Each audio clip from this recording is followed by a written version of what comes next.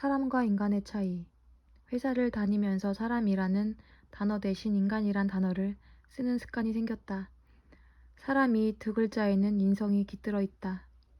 정이 느껴진다. 냄새가 스며 있다. 자연스럽게 이 단어를 쓸 때는 감정이 섞인다. 오래전 모 통신사에서도 사람을 향합니다 라는 슬로건을 내세워 감성을 자극해 크게 성공한 적이 있다. 반면에 인간이란 단어는 이성적인 단어다. 동물을 개과, 고양이과, 너구리과 분류하듯이 포유류에서 인간이라는 종족을 분류해낸 것이다. 인간이라는 단어를 쓸 때 우리는 고도 지능을 가진 이 동물을 감정 없이 바라볼 수 있다. 때문에 냉철함과 건조함이 특징인 자동차나 전자제품군의 광고에서 주로 쓰인다. 나는 회사 일도 일이지만 사람에게 실망하는 일이 가장 무서웠다. 일에서 오는 실망은 시간이 지나면 잊히는데 사람이 엮인 실망은 그 사람을 마주칠 때마다 생각나 괴로웠거든. 그래서 나는 화가 날 때 사람을 인간으로 대한다.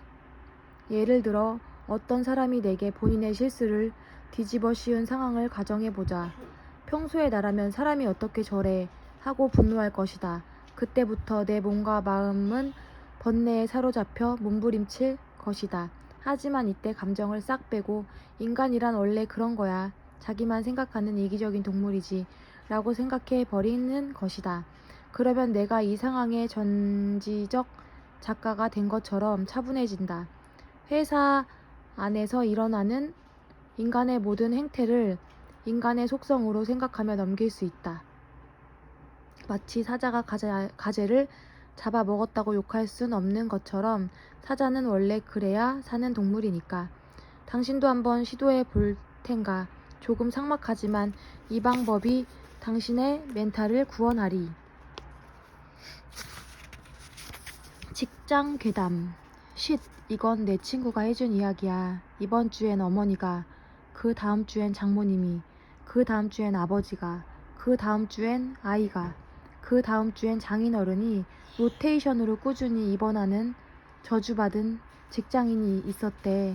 문제는 퇴근 시간 무렵 사무실에 야근의 그림자가 드리우면 그때서야 입원 사실을 알리며 혼자 집으로 가버렸다는 거야. 정말 가족이 아픈 건지 아닌지 의심하는 것 자체가 죄책감이 들어서 캐물을 수도 없었대. 하지만 덕분에 뒷감당은 모조리 남은 사람들의 몫이었지. 그런 일이 수없이 누적되다 보니 그 사람 얼굴만 봐도 분통이 터졌는데 나중에 알게 됐대. 아, 이건 진짜 비밀이야. 그 사람은 말이야, 저주받은 직장인이 아니라 축복받은 직장인이었대. 일을 하든 안 하든 월급은 똑같이 나오거든. 남들이 힘들든 말든 내 알 바 아니거든. 게다가 회사에선 대충 있다가 퇴근 후 술 마시며 만난 사람들과 친분을 다져 결국 더 좋은 회사로, 더 좋은 자리로 감투까지 쓰며 옮겨갔대. 그거 아무나 못한다. 신이 그에게 뻔뻔함이란 축복을 내려주셨던 거야. 다시 한번 말하지만 친구한테 들은 이야기다. 비폭력주의. 간디가 대한민국에서 회사를 다녔다면 과연 비폭력주의를 주장할 수 있었을까? 몽둥이를 들고 다니면서 한 대씩 때려주고 싶다는 생각을 멈출 수가 없다.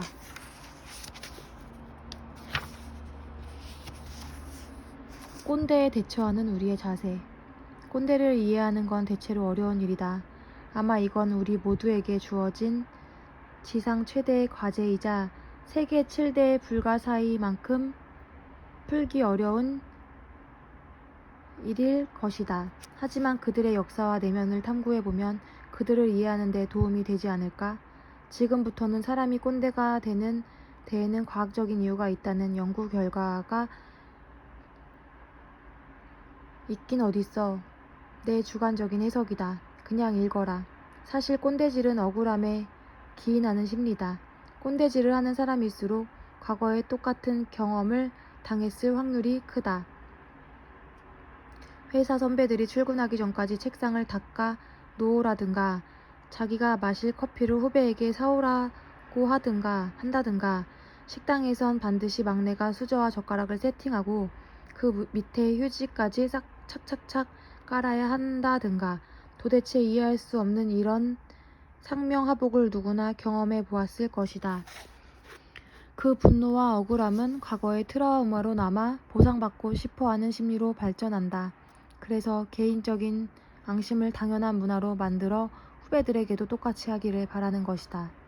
회사에선 또 여기가 군대였으면 이라는 가정으로 시작하는 부당행위를 종종 목격할 수 있다. 회사는 군대가 아닌데 왜 회사에서 군기를 찾는지는 도무지 모를 일이다. 회사와 군대, 이름부터 다르지 않은가. 군기를 잡으려면 군대에 가야지 왜 회사에 와서 군기를 잡는 걸까. 나는 이런 이상 행동 또한 군대에 다녀온 사람들의 억울함에서 시작하는 게 아닐까 생각한다. 억울했던 거다. 하필 분단 국가에 태어나 가장 아름다운 시절을 2년이나 날려버린 게 억울했을 거다. 여자친구와 부모님도 못 만나고 학업과 꿈도 2년 뒤로 미루고 군대를 가지 않은 사람들은 그 시간에 자기 발전에 시간을 갖는 것을 보면 개인의 입장에선 억울할 수밖에 없는 거다. 그래서 군대 미필자들을 보면 내가 군대를 안 갔다 와서 그래. 군대도 안 갔다 온 게 뭘 알아? 라는 말을 하는 거다. 요즘은 젊은 꼰대들도 많다고 하지만 꼰대라고 불리는 사람들이 대부분 우리보다 어른인 것도 같은 이유에서다. 더 오래 살아온 만큼 억울한 일을 더 많이 겪었을 테니까. 6.25 전쟁과 경제 부흥기를 겪은 분들이 요즘 것들은 이래서 안 돼. 우리가 그렇게 했으니 너희들이 이렇게 잘 사는 거야. 라며 요즘 젊은이들의 행태를 나무라는 모습 많이 볼 수 있다. 본인들의 힘으로 조금 더 나은 세상을 읽었다고 생각하는데 정작 그걸 누려야 할 자신들은 사회의 중심에서 밀려나고 요즘 세대들 좋은 일만 했다는 생각에 억울하신 거다. 그러니 젊은이들이 힘들다는 이야기를 하면 그게 뭐가 힘들어? 우리 때는 이 먼저 튀어나온다. 얼마 전 나는 내 안에 꿈틀대는 꼰대력을 발견했다. 주 최대 52시간 근무가 법제화되면서 사람들은 일과 삶의 밸런스를 맞춰 살 수 있다는 희망을 갖게 되었다. 그런데 나는 그 이야기를 듣는 순간 갑자기 지난 10년간의 직장 생활이 억울해졌다. 내가 지금 입사를 했더라면 조금 덜 고생했을 텐데 아, 배 아파, 억울해 이렇게 생각하는 나를 보며 소름이 돋았다. 이대로라면 앞으로 들어올 후배들한테 야, 나 때는 맨날 밤새워서 일하고 그랬어.